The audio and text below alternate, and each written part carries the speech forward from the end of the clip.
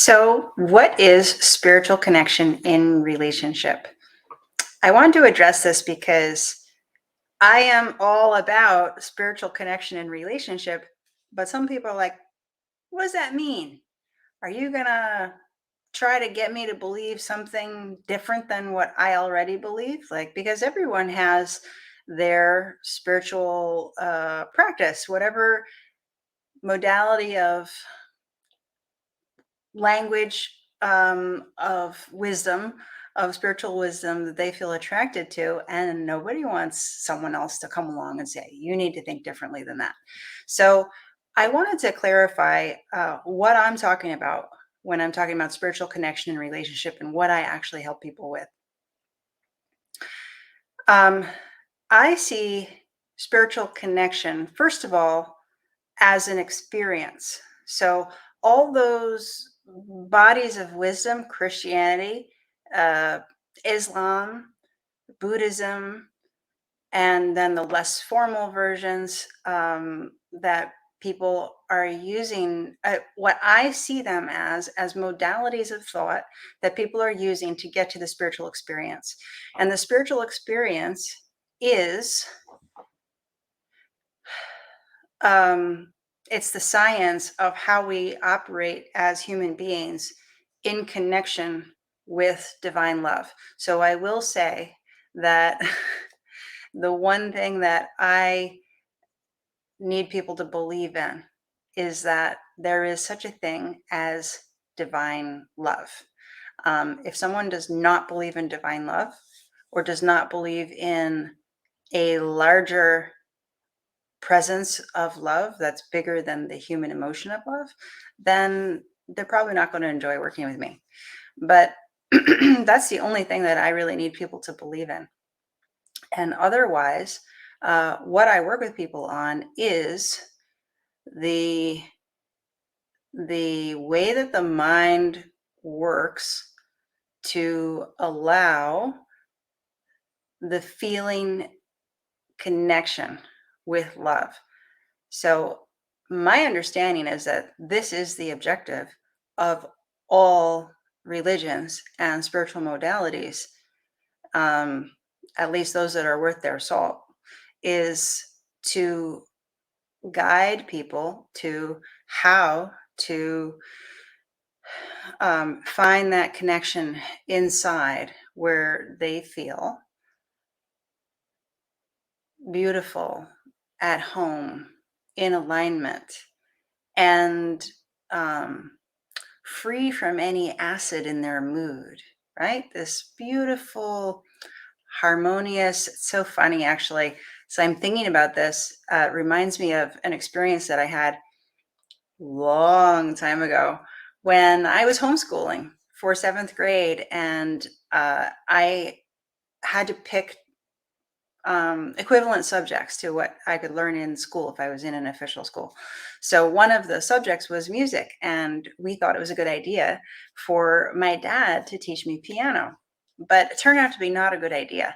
And what was going on was that my dad would have, he would correct me on the piano, but in his tone of voice, there was some what I would call acid, which is just like, oh, kind of flat sound like, "Wah." When we're annoyed, we're like, "Wah."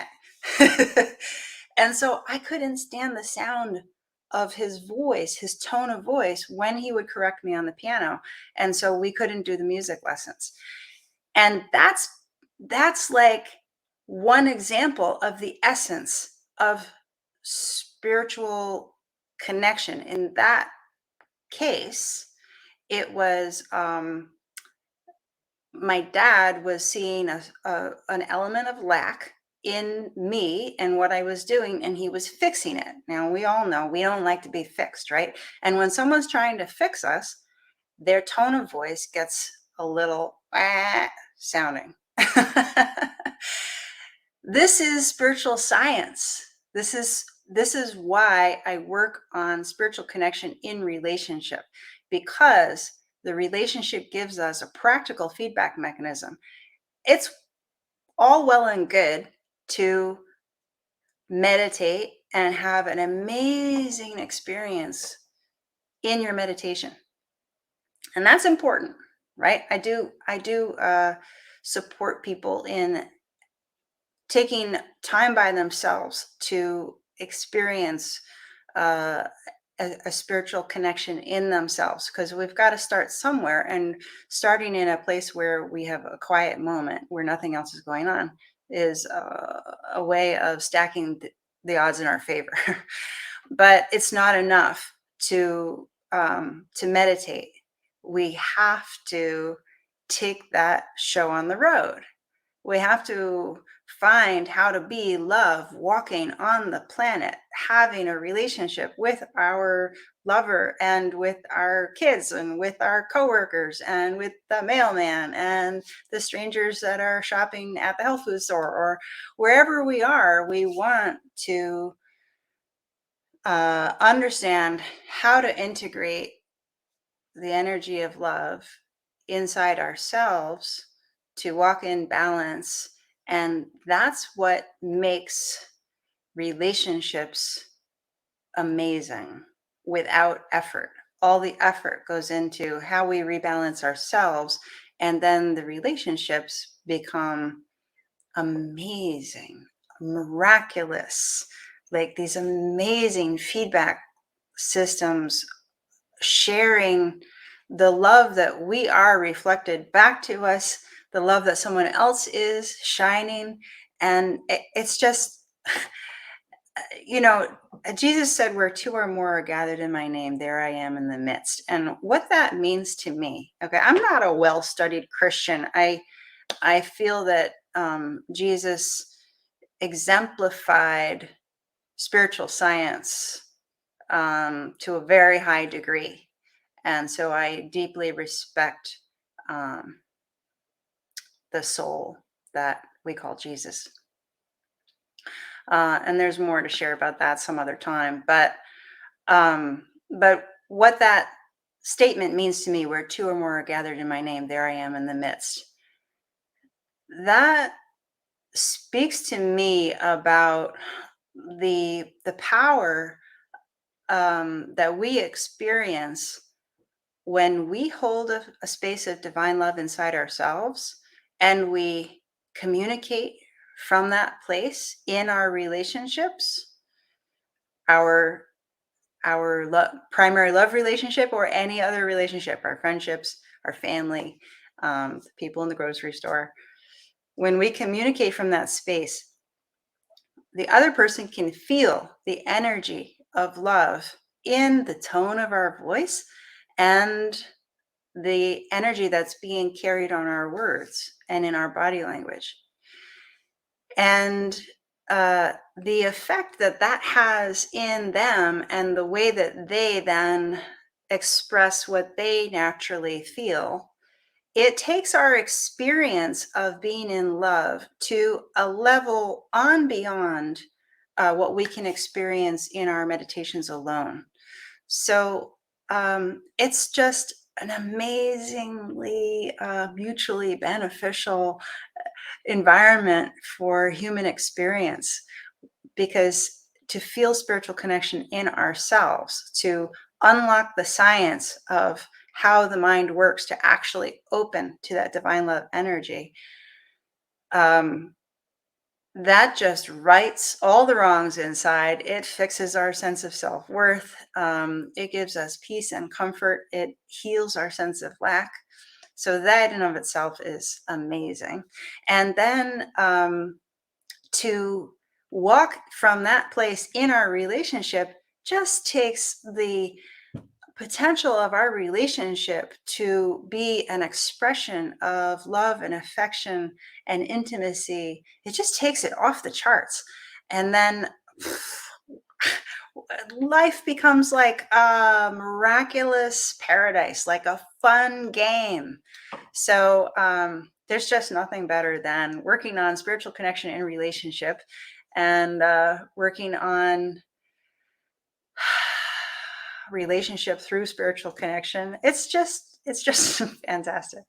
So but I want, hopefully I was able to communicate to you that I have worked with someone who calls himself a Christian. I worked with someone who identifies with Judaism. I worked with someone who is a member of Islam.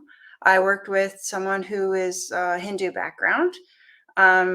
So it's not about the wisdom tradition that you feel connected to. It's not about that. It's about the science that wisdom tradition is also cultivating your mastery of. But I don't work with wisdom traditions. I don't work with beliefs. I just go straight for the science. So yeah, and here's the other thing. I was just talking with someone earlier today about oneness. And he was saying that, in oneness, the I and the you goes away, and this is nirvana. And I asked him, what's the practical value of that focus, that that that as we seek to be uh, drops in the ocean, and the ocean is love, that the I and the you become forgotten. I I can understand the value of that as an idea to stretch into, but I don't understand the value of that as I don't know how to apply that to practical everyday experience. Um, where how does that focus actually? How do you use that focus to become love in action with your partner, um, on a in daily life? So um, he is he says that he can feel, just to follow up, he says that he can feel a truth in that statement, but he's not able to express how to apply that in practical everyday experience.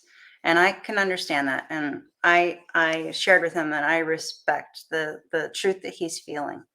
But that is kind of the reason I brought that up, is because um, that's what I'm all about, is the practical application. How do we actually connect with the energy of love in a way that's practical in our everyday experience, so that life becomes a walking meditation and relationships become uh, this amazing accelerator of love and passion and creativity and spontaneity, all built on the clean, balanced alignment of spiritual connection within ourselves.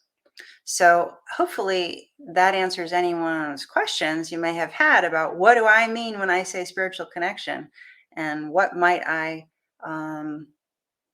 ask of you, right? I only ask of you to be yourself, and I only want to open up the spiritual science so that you can get to your goals faster and easier, because I am extremely well educated from study and experience in the hooks of illusions that prevent us, that keep us in the realm of ideas, whether those ideas are Christian or Islamic or Buddhist or metaphysical, whatever those ideas might be that we're using to go deeper.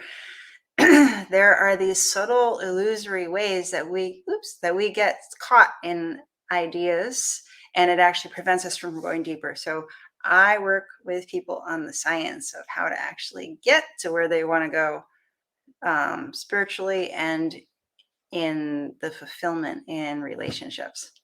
So if you like what you're hearing, if that sounds good, then please like and follow, and I'll talk to you soon.